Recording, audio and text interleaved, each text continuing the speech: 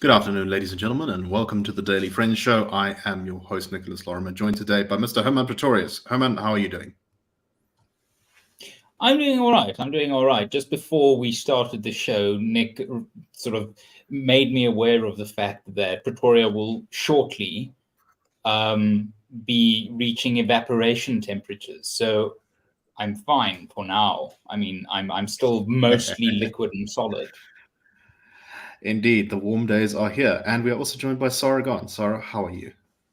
I have no intention of being, and I live in Joburg, so it'll be cooler. Hopefully. But it's still going to be like 32 or something in Joburg on Wednesday.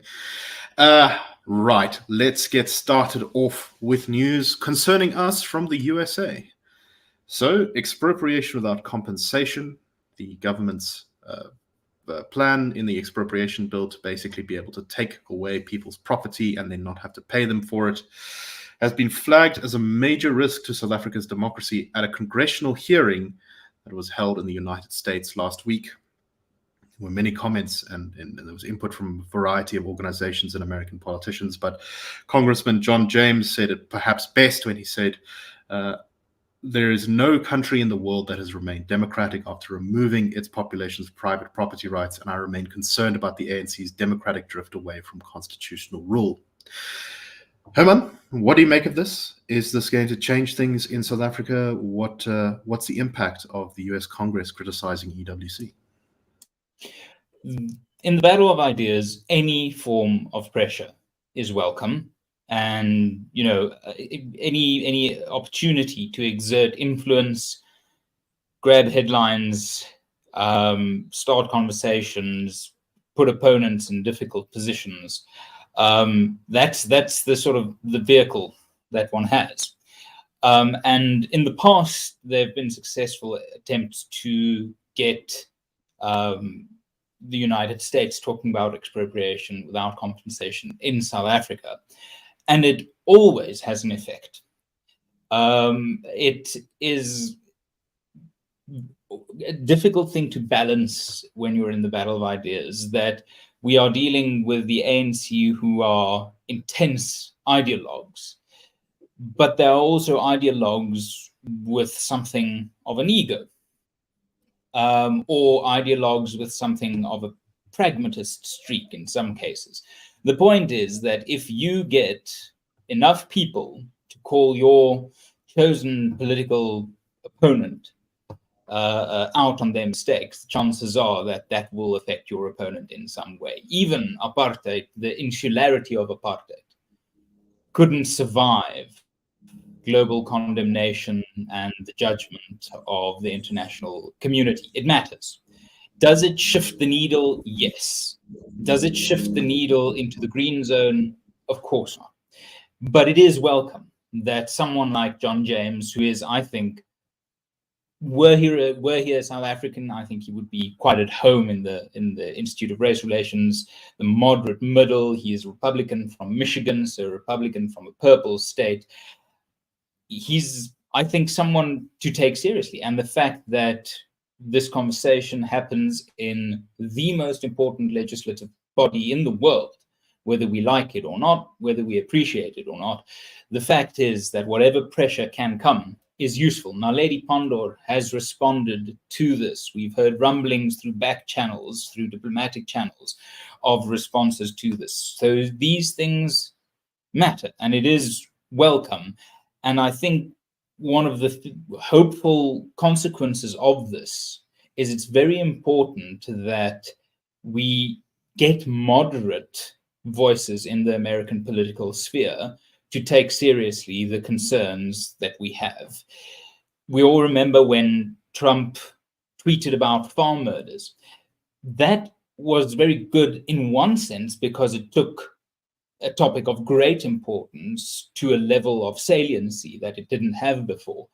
But it also positioned it very squarely within a specific ideological basket.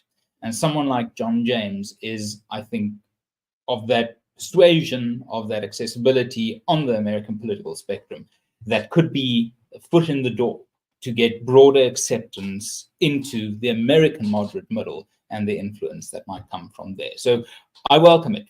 It's not a massive victory, but it certainly is a shot well fired. Now, I think it's really good that we're getting more international attention on this, because EWC is a real threat to South Africa's good functioning, not just its sort of democracy and stuff, but of course its economy, because if property rights are damaged like this, we won't get investment, we won't get growth, and we won't get the kind of changes to our economy that will lift people out of poverty. So it's a real threat, not just to our freedoms, but also to our well-being. Sara, what do you make of this? This seems like a pretty positive comment that we're hearing from in the halls of the US House of Representatives. I echo Herman in that what I like about the comment is it's straightforward, it's blunt, it's not rude, it's not aggressive, and it goes to the core of something that has nothing to do with Russia or China or whatever misbegotten totalitarian state we wish to befriend. It's a fundamental principle that is only found in democratic societies. If you don't want to be a democratic society, you'll go for EWC, which is effectively state ownership at the end of the day. It is, let's put it this way, I think it's certainly going to be a problem for a lot of the West when it comes to investing in a country that no longer has private property rights. And, you know, while the ANC may poo-poo the West, they still keep, you know, they were hosting the AGOA conference apparently, and we're still apparently concerned about AGOA. It's all of those things, because what essentially John James is saying is that if you're going to go this route, there's nothing for us to talk about. So it may as well be AGOA, and there may as well be a whole lot of other things. And whatever one may say about AGOA, good or bad, you're in it and you get certain benefits from it. That's not to say you can't expand into a whole lot of private investment deals one way or the other. But, you know, it would look pretty grim if the once Democratic Republic of South Africa, the ANC, you know, the so-called Democratic South Africa is either moved out of AGOA because it doesn't conform with the principles on which membership applies, or because they go back and they say, look, you're actually not poor enough to be in although we are getting there fast. And also I think that someone that, like him, says that it's not a kind of usual suspect. So it's quite difficult to sort of attack him on a personal basis and ridicule him in any way. I think it helps. As someone said, you know, you have to try and pick it up and run with it as best you can. But I think it was Anthony Jeffrey who said that today, that at the oral representations to the NCOP on the bill on EWC, Jacob Zuma appeared to say, no, we deserve the whole of South Africa, to be followed by First Nations person saying, no, we're entitled to the whole of South Africa. So, you know, my advice is listen to John James, let's get this out of the way, and we could actually look at achieving some investment and therefore some growth. And it's also important to note that the ANC, until relatively recently, until I would go as far as to say the last 2 years, culminating really in the Lady R incident, Americans and Europeans have seen the ANC as the party of Mandela, as the liberation movement. So the mere fact that a legislator in Congress can make a point critical of the ANC is a sort of progress. And we shouldn't forget that there's no sprint in the battle of ideas. The ANC built for 30 years an international consensus around its legitimacy before it could make domestic political gains of the size that we are now trying, I think, to reverse. So I think that in and of itself, the ANC losing its luster, and that being allowed to happen, and that being uncontroversial and happening, very, very, very useful. for the battle of ideas here. The ANC, you cannot fight against semi-divine mythology if you need people who, the support of people who still believe that they are, party of Mandela. So that is also another useful takeaway here, I think. Yeah, it would be extremely useful, I think, to safeguarding South Africans' right to property and democracy and all that, to see people from both parties in the US beginning to criticize the ANC and putting pressure on them internationally to, turn from this disastrous course of action, which the expropriation bill promises to be. Okay, let us move on to our next topic. And this is that the South African Environmental Ministry has given the go-ahead to Total to begin drilling offshore for natural gas and oil, after rejecting an appeal by a number of lobby groups and individuals who are protesting against Total's plan. Total is looking at planning at drilling 5 exploration wells looking for oil and gas off the South African coast. This is about, I think, 60 to 100 kilometers off the coast between Cape Town and Cape Agulhas, so right at the south of the country. And there's some speculation and I think some evidence so far that there could be a very significant amount of oil and gas in this part of the world. A number of organizations objected to this, saying that they didn't want this drilling to go ahead because there would be marine noise that would disrupt wildlife. There would be potential for oil spills. There were objections on the idea of drilling for any oil at all because of climate change. And there were also, of course, the usual thing that that everyone says when they're objecting to something, which is that there was insufficient public consultation. But Barbara Creecy, who's the minister, dismissed their concerns, and in a 144-page ruling, which said, quote, "I am therefore satisfied that the impacts of noise and light have been adequately assessed and mitigated to ensure low-level impacts on the receiving environment. As such, this ground of appeal is dismissed." Sarah, what do you make of this? Could this be, assuming that we do find the oil and gas there, and this is not the only place in the country where they think there might be significant oil and gas, right? There's, I think, some places in Mpumalanga and the Free State as well. It could well be that South Africa is sitting on a very large chunk of fossil fuels. What do you make of this? Well, I think it's incredibly interesting because, I do know that the inland fields are obviously much easier to exploit, so they can be exploited more quickly. But it's interesting from a number of points of view because, given the trouble Shell had with the climate, the eco lobby on the Wild Coast, and they eventually, after going through court case to the end of being told to go away, they just had enough, and they upped and went. But it seems like there has been a change in the sense that you've got someone who's fairly rational and smart about it, and that is Barbara Creecy. She's responsible for the environment, and I assume she also assumes that, the best thing for any country is to have its own sources of energy. It's lucrative. It's cheaper in the long run. You don't keep on having to import other people's sources of energy. And the reality is, the climate change activists can scream till they're blue in the face, but there does seem to be a move to some extent away from the absolutism of renewables, simply on the basis that it is not nearly going to be enough. And that if South Africa is going to develop as it must and as it should, it is going to need recourse to old-fashioned energy forms. And I think that's very positive. I assume she will have, in that writing in 144-page decision on it, she will have partly headed off what will undoubtedly be impending litigation. Everything in this life is a toss-up between something and something else. Something has to give.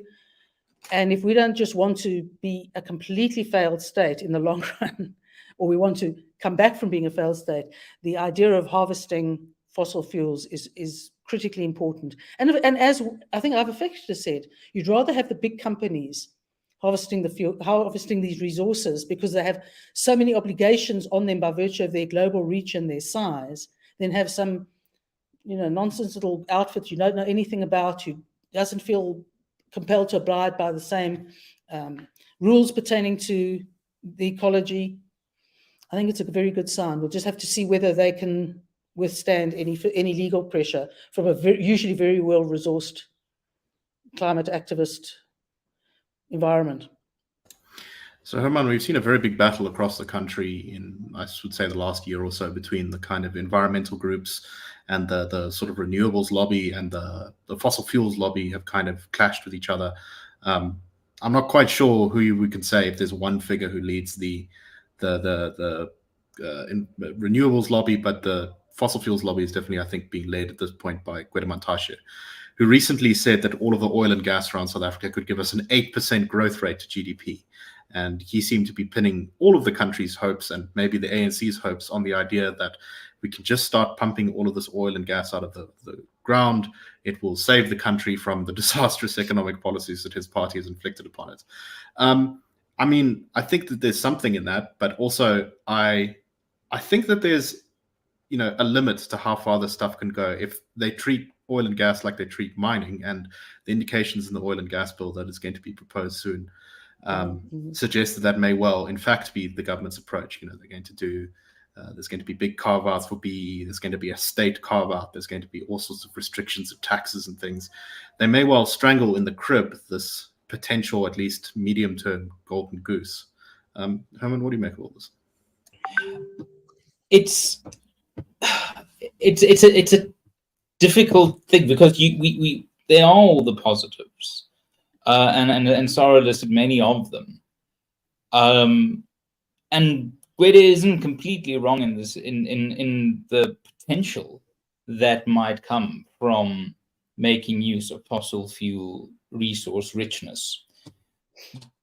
But the fundamental issue that I think cuts across all of these things is whether you're an individual or a company or a country, the way you increase your wealth is taking proper stock of what it is you have to offer and finding someone willing to pay for you to offer that thing, whether it's a product or a service or your time or your looks or your talent, whatever it might be. The challenge for you will not be in what your resources or what you have under your control. It is whether you can utilize them to a value add extent. That's the real concern here. Total as a multinational company, will they have the freedom to stimulate economic activity through investments, through making the ripple, getting the ripple effects of economic upliftment going? Will they be constrained by regulations and law? Will they be constrained by regulations and law in the environmental sense? Will they be constrained by BEE and employment equity? Will they be constrained by possibly the expectation that a buck has to pass under a table somewhere for a deal to go through? That's the situation that we end up getting into when there's this thing that obviously has value that really now is up to whether the environment of expectations allows for it to be exploited as a source of value. That's where my worry sits, is that either my fears, these are my fears, either Total has a sort of a anti-competitive deal with the government where the government and Total get disproportionate advantage and run non-value add exploitation, or Total is so inhibited by all these various factors that they can't actually utilize this as a value add economic opportunity, or that fundamentally the idea of a country as poor as South Africa having the luxury of caring about anything other than making life in South Africa better, whether that might be fashionable enough as an idea to scupper the opportunity to bring this thing that is obviously valuable to market. The concern here, and we saw it with the Amazon development in the observatory area, beggars can't be choosers, but beggars, I don't think we even rise to the dignity of a beggar nation at this stage. We have to seriously take stock of what it is we have to offer and find the best way to offer that to people willing to pay for it. If that means oil, great. But my fear is that we just have too much uncertainty, too much value sapping hurdles to get over to make this a long-term good news story. So, I mean, that's a very, very long, about winding, meandering way of saying, oh my word, I hope for the best. Sarah, any final thoughts on this before we move on? Other than to say, on the short road, that Herman's right about this. I'm kind of hopeful that, exploration takes a while and realizing actual wells takes longer. So then the ANC as a government will be dead by the time they actually have to sign any contracts that will benefit the country. So we might actually benefit the country. I think it literally is. It's a timing game, and another possibility. And I'm only can't say for sure, but I imagine the enthusiasm of Total and Shell as well lies in the fact that it's reading some of the political signs. And if it's not 2024, it'll be 2029. In other words, they'll reach a point where it actually can get into a proper commercial partnership on this thing that isn't just to serve bloated elites. And Nick, just something I very, very quickly want to add on this that I wanted to mention but got lost in my own thoughts. Montage should be very, very careful. Venezuela is a terrifying example of a resource-rich country gone up, excrement creek without the hintest thing of a paddle. Natural resources do not a successful economy make. Look at Iceland. Essentially, what natural resources do they have? The northern lights, if we're going to be kind. Geothermal. Yes. So that's something. The point is that natural resources shouldn't be in a sort of Marxist agrarian turn of the 20th century way, shouldn't be seen as the be-all and end-all of economic health.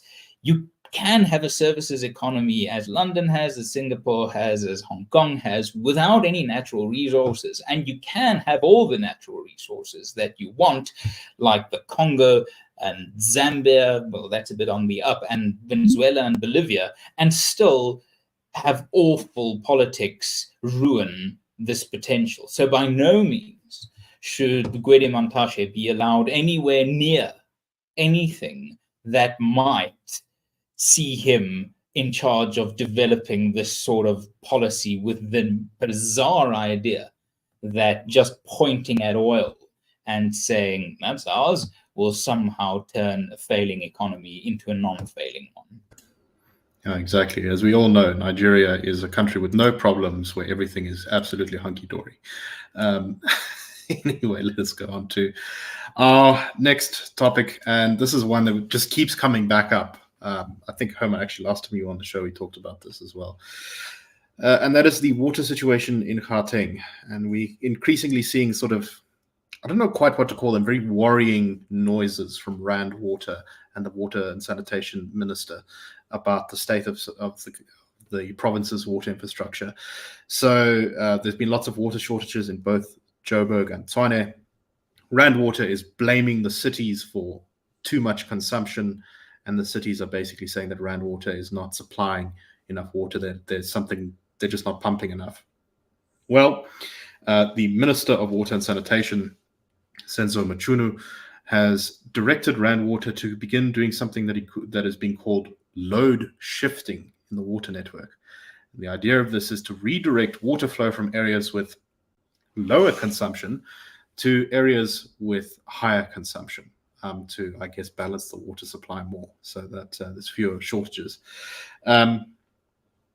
This is exactly the kind of thing that makes me think that the system is actually in a very bad state. I'm not a water engineer, so I don't know exactly what all of this entails and how much of a difference it's going to make. But I think unless there is some serious change in Rand Water soon, we're going to face in the country's economic heartland some very big problems with water. I think we have only seen the beginning of what we might call water shedding, unfortunately. Herman, am I justified in my fears? What do you think about this? Oh, 100%. 100%. It started with policing. It went on to electricity, and the next frontier of state failure leading to privatization by necessity is water. And the tragedy of this is it just widens that gap between the haves and the have-nots even further. If you can afford solar panels, you're fine. You're out of the load shedding situation, at least as to the extent of your personal existence, the market consequences you still experience.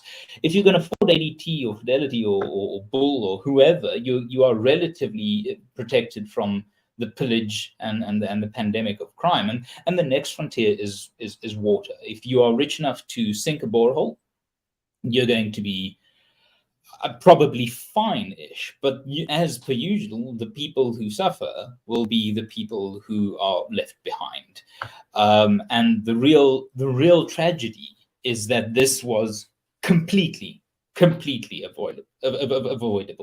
If we look at the deterioration of natural waterways of the last 10 years, if we look at the deterioration of infrastructure, maintenance, it comes down to the type of nonsense that was in a story that we almost covered, where Transnet paid 29 Rand for a breathalyzer straw that costs 28 cents. That is what went wrong with South Africa's water system. Small things became unaffordable because at every level of the patronage network, there was someone stripping from the top to cushion and line their own pockets. And it comes down to the basics of paying for a contract at a municipal government level, at a Rand Water level, is, at the end of the day, there's nothing terribly complex about local government management like water. And Rand Water didn't have a difficult job. It had a very, very mundane mechanical job that policies sunk, that corruption sunk, that preferred procurement sunk, that BEE sunk, and that cadre deployment sunk. An avoidable human catastrophe of immense scale is about to play out in the next 10 years in the inner provinces. Because people will just die of thirst. Sara, any thoughts? Just to say the irony of having a resource that at the moment we're not short of water. There's water. There's plenty of water. We've had good rains for the last few years, and I don't think it's going to be quite as good this year, but we've got water. I believe the dams that feed Gauteng are all either close to or over capacity. Yeah, that's exactly right. So essentially, it is all about human involvement. And if human involvement is ANC involvement, we've got what we expect. This sort of water diversion, or whatever they call it, it's entirely. For what essentially Rand Water has been trying to say is that we've been using too much water. We haven't been using too much water. They haven't been allocating sufficient water because pipes are broken and things are leaking, and on larger scales, every single day. We all know. I've got a street near me which has got, and it's small. It's not a very long street. It's just a block. It's got 4 holes so large. I think there's going to become a point where cars are just going to drive into them and never drive out again. But that's what it is. It's the story of our politics writ large as governed by the ANC. That's what it's about. And the only way we're going to make a difference is if they manage to start doing some serious repair on a really big basis, which I'm sure they have no money for. Definitely. Okay, I think, Herman, if you have any final thoughts, just that, and then we'll close it for today. there's an easy way out of this. Auction off the streets. Give residents the opportunity to buy the street and then to manage the water infrastructure there. I mean, it really is simplicity. Not that I'm just slightly joking about that, but the long and short of it is that, and we've spoken about this a few months ago, Nick, we are seeing many chickens coming home to roost at long last. The fiscal situation in South Africa, the power situation in South Africa, the youth unemployment situation in South Africa, the water situation, crime, healthcare, every single chicken that the ANC has ever mutated in its bad laboratory of evil ideas is coming home to roost, and they're all rather venomous, and they're going to kill us unless South Africans step up and realize that the way things have been isn't the way things need to be. These failures are so mundane that the solutions are equally relatively simple, if not easy. It would be the perfect storm, but we don't have enough water to have a storm. I would also like to say that this is, I hope, going to be a election issue in Gauteng in the next when we get to the elections next year, because Gauteng is really going to be in play. I think there's very little doubt about that. And I hope that there will be a lot of noise made about this issue and hopefully some improvement. Anyway, that is all the time we have for today. We hope that you found this show interesting. We will be back tomorrow with the Daily Friend Wrap. And I hope that you all have a wonderful afternoon. Cheers, everyone.